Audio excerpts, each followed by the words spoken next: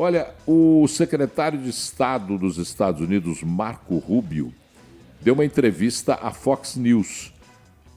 A entrevista foi hoje. Marco Rubio disse que as sanções chegam em retaliação à condenação do ex-presidente Jair Bolsonaro e disse que aumentará esse volume de sanções. Ele falou com jornalistas, criticou a atuação da justiça brasileira, particularmente do ministro Alexandre de Moraes, e o colunista da 98, professor da Esquema Business School, Wilson Mendonça, faz uma análise sobre os comentários, as falas de Marco Rubio e as sanções prometidas a mais pelo governo americano.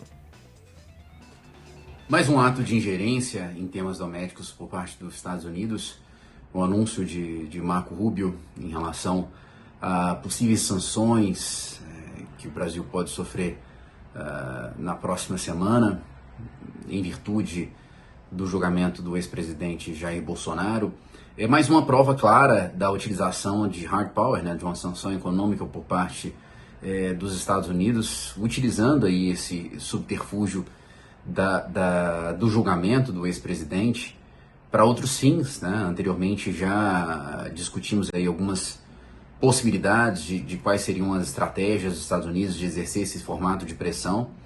Há sim uma possibilidade de pelo menos a retirada da exceção de alguns produtos, da inclusão de outros que não estavam sendo tarifados desde agosto, o que é algo extremamente contraproducente para a relação bilateral, que afeta indiscutivelmente o cidadão médio americano, de certa maneira, a cadeia produtiva, como todos nós já sabemos.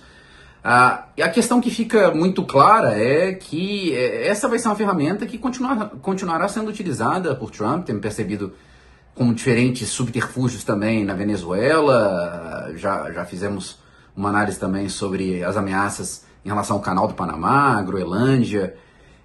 Enfim, é fundamental que o Brasil mantenha sua postura de manutenção da soberania, utilize, obviamente, os fóruns internacionais. Estamos aí na iminência de mais uma abertura de Assembleia Geral, na qual o Brasil será, mais uma vez, o Estado que abrirá o evento. Uma grande oportunidade de se reportar ao mundo em relação a esse tipo de postura.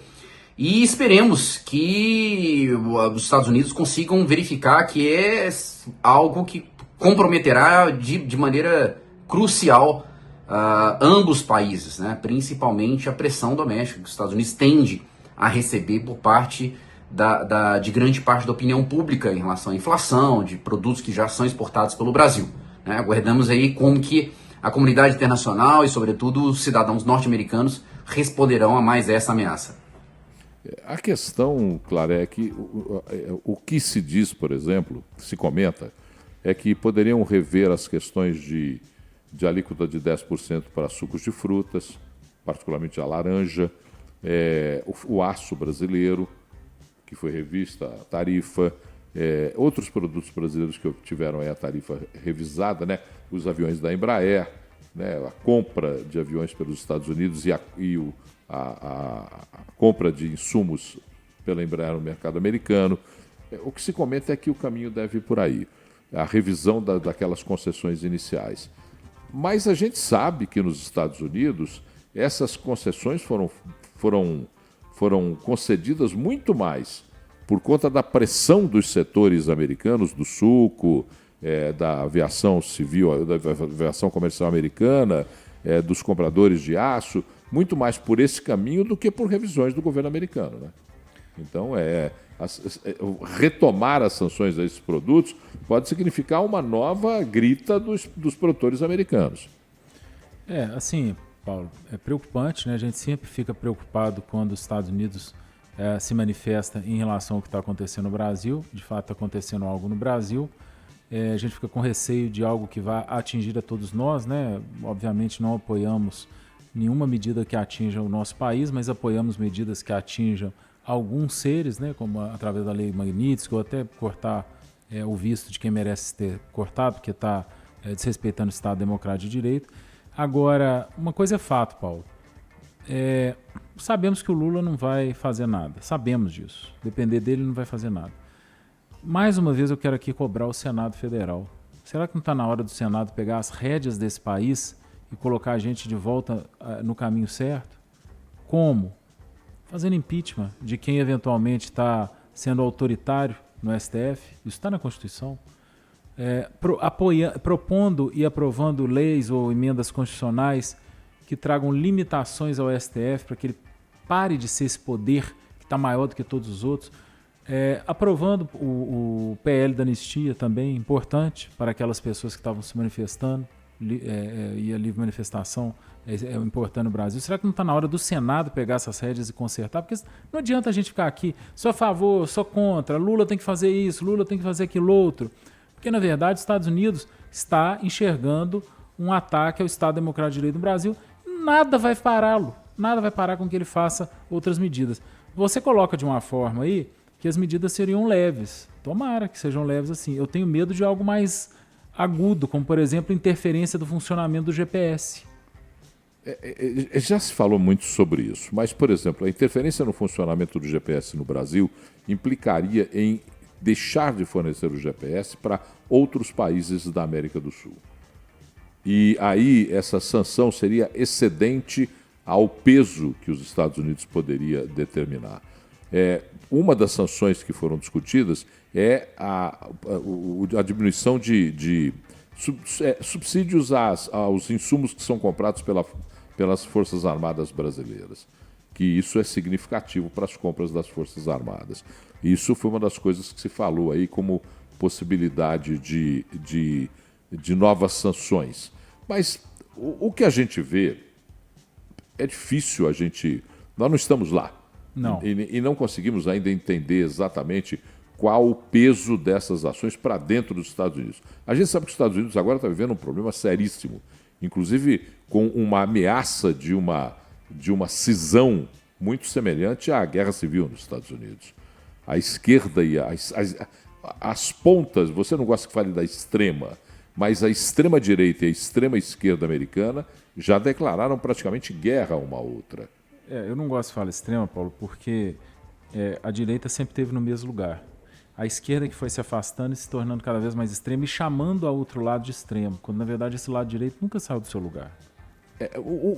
A direita americana não era tão extremista quanto... O que se fala de esquerda, de extrema...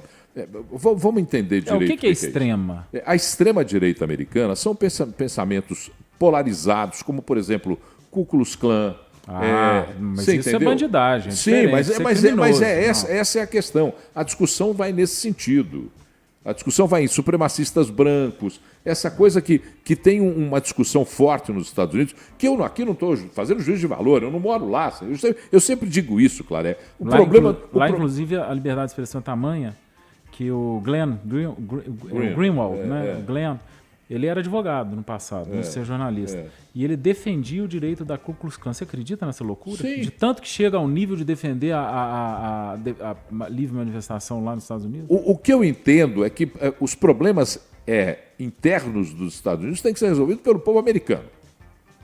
Eu não tenho condição nenhuma de discutir direita e esquerda americana, polarização ou qualquer outra coisa. Eu morro de medo quando você fala isso, Paulo, porque eu lembro do Maduro falando assim, quem resolve os problemas da Venezuela é o povo venezuelano. Não, quem resolve... Eu, como brasileiro, não tenho nenhuma condição de ficar fazendo análises superficiais a respeito do que é a posição da esquerda ou da direita americana. É verdade. Isso é um absurdo. Quem dera se tivéssemos uma esquerda aqui como a americana, que é uma esquerda consciente e responsável do ponto de vista econômico, ao menos. Mas isso é um absurdo tão grande que eu não tem...